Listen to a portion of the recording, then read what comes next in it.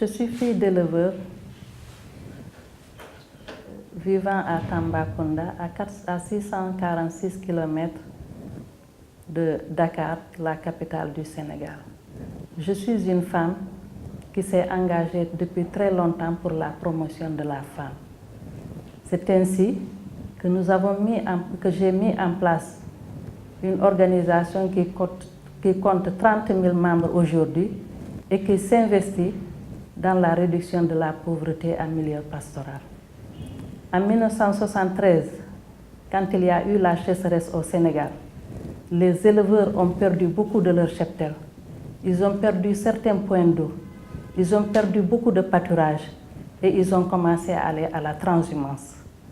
Ainsi, les femmes se sont retrouvées et se sont organisées et j'ai commencé à les accompagner dans l'élaboration et l'exécution des activités de sécurité alimentaire. J'ai accompagné ces femmes à implanter 56 bergeries et chèvreries, à implanter dans les foyers 1700 poulaillers pour contribuer à la sécurité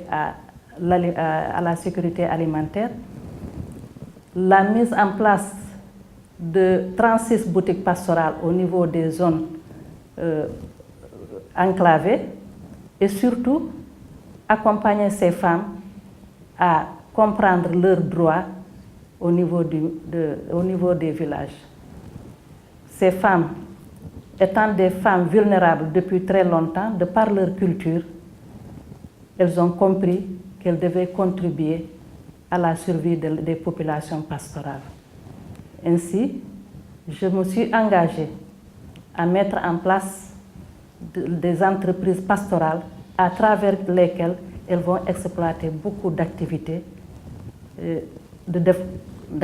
développement, mais surtout, elles vont s'engager à se prendre en charge dans le développement local à la base.